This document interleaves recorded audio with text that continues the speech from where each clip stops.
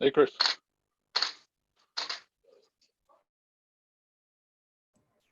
Hi, Tommy. Hey, Chris. Dinner. Since there's, this is just the public hearing, Ramona, huh? Hey, Chris. Dinner. Since there's, this is just the public hearing, Ramona. Huh?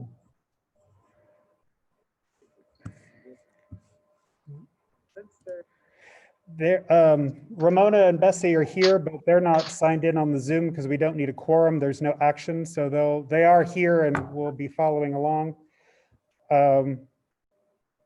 Board member McCabe is online through the Zoom. I've Okay. made Jonathan a co-host for this meeting so he can share his screen. So we can call the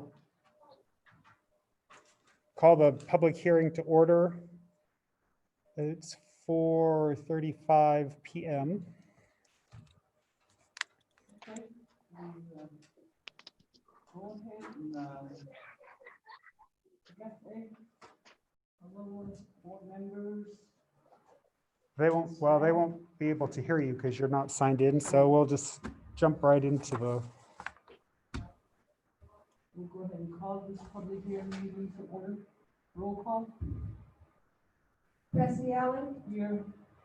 Tommy McCabe, Gary Branson, Ramona Nelwood, here, Mark Little,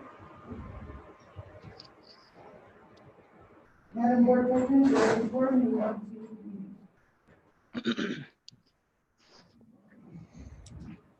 to- Madam President, members of the board, I would ask to turn your attention to Jonathan Allen, our business manager. He can share his screen and show the presentation and show the proposed Pinyon Unified School District fiscal year 2021 expenditure budget. So Jonathan, go ahead and. Okay. Jonathan, you have the floor. All right, on mute. Okay. Can everyone hear me? Yes. Okay, perfect. All right, I'm gonna share my screen here. And here we go. This will begin my presentation on the Pinyon Unified School District 2021 fiscal budget, or what we're projecting. So I first presented this to the board about over a month ago on June 3rd, 2020. This has been in public view for over a month. So I first wanted to show the general public where you can access this file, and it is on the Pinyon Unified District website. You just go under public information under the business services page, which is Pinyon Unified School District, Department, Business Services. And then you go under public information. Right here is the district budget.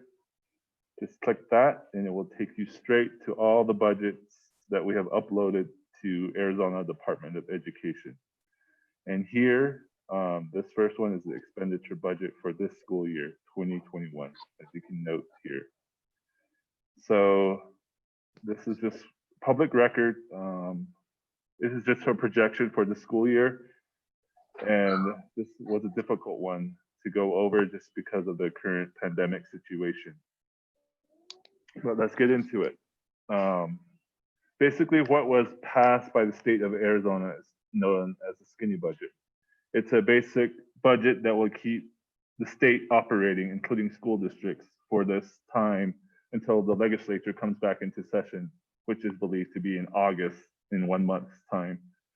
So the basic budget that was passed by the legislature before they went on recess did increase state funding for school districts by $155 per student and 30 cents. This was an inflation. They also accounted for inflation of 1.74%. They added $124,500,000 for the third portion of the teacher salary increase, I mean, the fifth year, but this is which is a 3.74 total salary increase, which we did more than that, as I'll present to you in a few minutes. So they find that the final 5%, which was passed 5 years ago by the voters of Arizona. So this is written into law. The legislature cannot change this. It's only by vote that this was done. So this is where Prop 301 came in, the funding, the increased funding for teacher salaries came from. So that's just breaking it down by what was passed. $4,305 per student that enrolls in our school district this school year, we will receive funding for.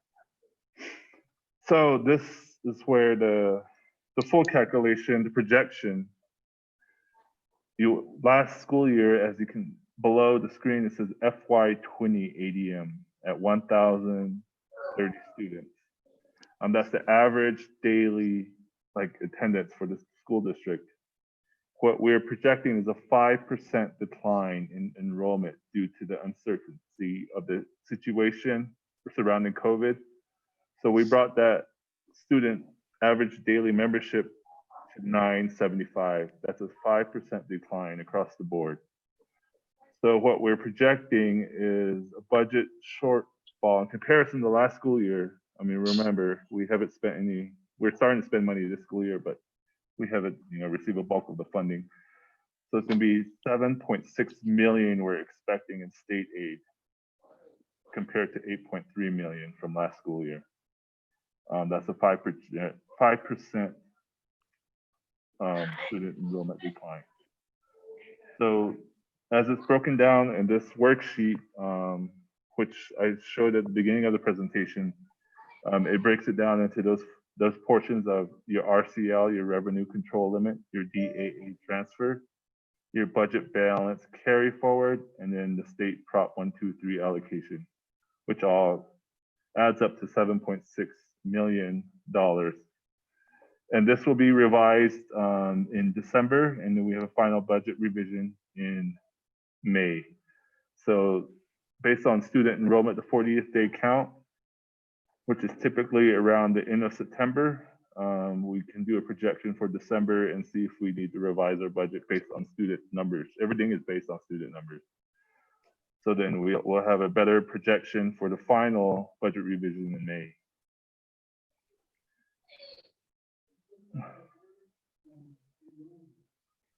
So right now, we're going to roll over all students that were enrolled last school year. We're rolling them to this school year automatically. So subtracting our seniors that graduated and moved on, I guess, what will we be at? We'd be about about that 975 mark.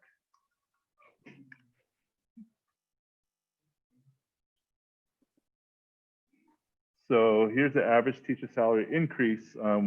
As you know, our HR department, business offices, and superintendent's office redid the salary scale for teachers this school year. So originally, the average teacher salary was $46,388. But in FY 2021, with the restructured teacher salary, the average salary is now at $54,495. That's an increase of $8,107 to prior year, which is a 17% raise for teachers overall. And then our impact aid, we're looking at an operating budget of 7.2 million. This is the other half of our funding source. We don't really need to project this part out for the state, but I'm including it here. And I'm also holding 1.2 million for capital improvements. Capital improvements we are looking at is HVAC systems. We're looking at repavement of our parking areas. And also we are looking at improvements to the high school We already had the middle school construction going underway and some improvements to the elementary school. So impact aid, our current cash balance is $13,071,419. That's how much we have in our bank account right now. That's the cash amount. We're expecting in FY 2021, based on our application that we submitted back in January, our revenue at 90% lot, 8.2 million coming in on the impact aid side. Of course, we're always hoping for more. That's why we go to Washington, D.C. to lobby for that effort. So hopefully this past school year, they paid out at 95% lot. So we're hoping for that once more. So we'll get more than 8.2 million, but we will see. This pandemic situation is putting pressure on all financial sources. So our cash balance is gonna be about 21 million, counting that 8.2. And then we're projecting, like I said, 8.5 million expenditure for impact aid. So we're looking for now, we should end up with around 12.7 million at the end of the school year cash in impact aid, which is still overall financially very, very strong. So our calculation of our Prop 301 based on the 5% decline, but there was an increase from the state legislature. So we have about $278,098 remaining after Prop 301 was paid out this school year.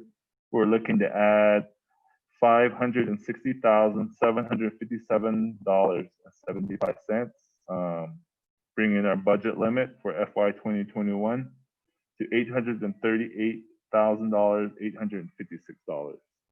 $838,856. I'm sorry. That's the Prop 301 that the teachers can look forward to for payout for the 20, 40, 40%. And then capital projects that we're looking at, like I was talking about, oh yeah, and also a new Eagle bus, 300,000, HVAC systems, 900,000, update to the entrance of high school, and continue update to the teacherage. And then for the SFB side, we're looking for pavement of the district roads, parking lots for estimated 2 to 3 million. So what happens now? We will bring the presented budget to the governing board for adoption on today. And the board meeting starts at 5. And then tomorrow we upload the budget sheets to the ADE website, which links directly from our business services page. And the next budget revision will be in December 2020 based on the 40th date count numbers. So that concludes my presentation on the projected FY 2021 budget. Now I open it up to questions, possibly from the board. I know YouTube is on. I can't see that side right now. But if you guys want to take a look at all the pages I have here, this is what we work on at the end of May through the beginning of June. We only have a couple of weeks to get this done. So through here, you can see prior year budget to this fiscal year budget. If anybody out in the audience wants to take a look at this, you can see the salaries, how much it's going to cost. We're projecting for employee benefits, and then of course our purchase services, supplies, everything else. But the main thing is we fund salaries, employee benefits. That's about 2/3 of our operating budget alone, and then everything else comes in line after that. We've got our special education funding there. Page 3 is our classroom site fund, which is Prop 301. If you want to see a breakdown, fund our capital. And then this is where we get into our federal project side. This is where impact aid is written. Also under here on number 17 is our CARES Act funding, which was included under other federal projects. So the CARES Act funding, we are using that for purchases of our brand new iPads, hand sanitizer, just anything COVID related. We got allocated about a little over $700,000. So all that funding is being put to good use in that way. And this is what I was talking about, calculations for RCL, breaking down into Prop 123. So this is a breakdown for the audience to see how each is budgeted for the school year. And of course, we have the means to shift it around. It's not locked in. The way the state of Arizona operates is we go to the bottom line. We can move the funding around in different areas on M&O and impact aid. In federal projects, it's completely different, but we have a little bit more leniency on the district side of funding to move these monies around, which makes it a lot easier for us. So if there's any questions, we have, I believe, another 10 minutes before the board meeting. Thank you. Board Member McCabe here. I was looking at what you were going through with the line item budget there. E-rate, I noticed E-rate was on there, and there's very little funding from E-rate, but we're talking about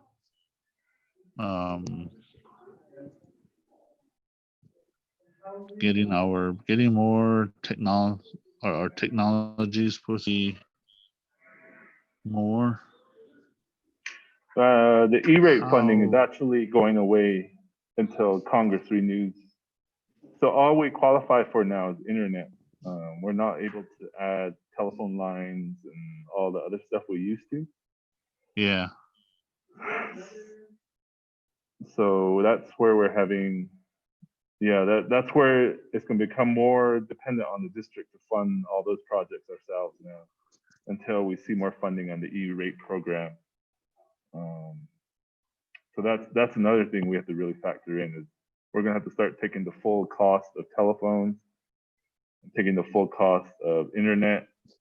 I believe the internet one expires next year. So then we'll be paying the full amount. I believe it's $20,000 a month for internet, but right now we're only paying a minimal amount for that. So Okay. yeah. Okay. Yeah, I was just wondering because yeah, I was just wondering because we hadn't had a presentation regarding E-rate, so in a while. So I was just wondering. Okay, we can bring that to the board on the E-rate presentation. Okay. All right. See ya. Oh, the other question, since on your budgeting that you were presenting, you had you were saying you're gonna get a new Eagle bus. I was just wondering, I know this is probably a late question, we wouldn't approve for Kids Account coming school. Oh, you broke up on that last portion. Did you hear that, Chris? Okay. Can you repeat something about Eagle Bus? Can you repeat that again, Tommy?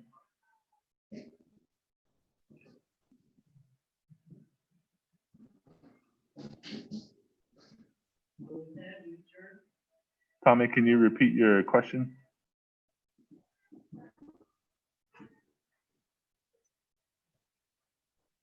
Is this any conditions that's going because everybody's.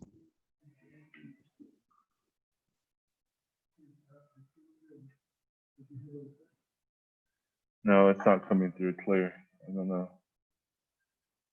You kept breaking up on the question, but yeah, that 300,000 isn't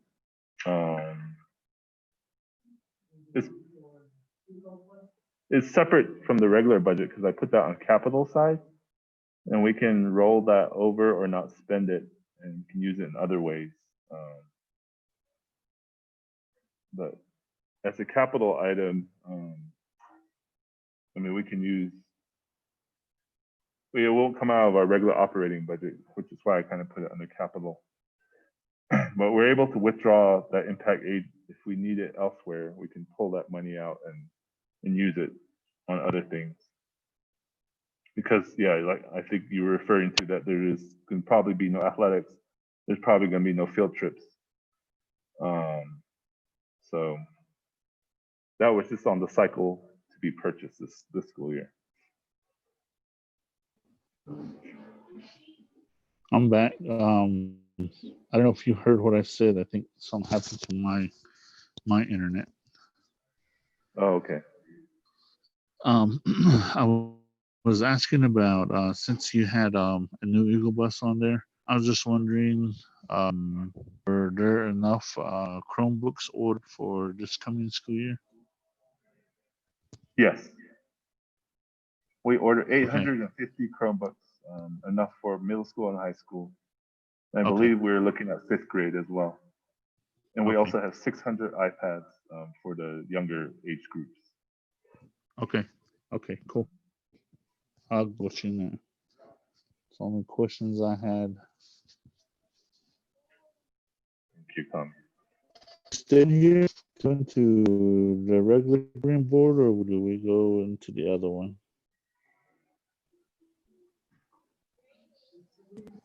We need to adjourn this meeting and then we would restart another one. It would be a different login and password because it's a different meeting. So just hang on for a minute, Tommy, then we'll stop this meeting and start the other one. What was did you have a question?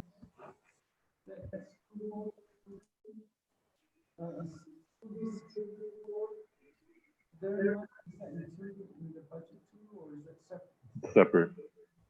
School. If you guys aren't here in the audience, board member Allen was asking if school facilities board money was in our budget. It is not. They have a separate budget on the state side.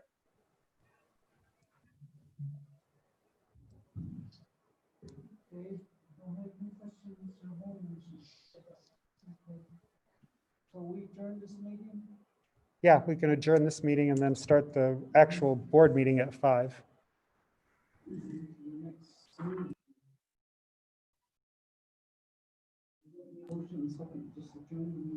Yeah, we can just adjourn. So I will, for those watching, we'll be ending this particular Zoom presentation meeting, and then we'll start the other live link in just a few minutes. So thank you for joining in on this one.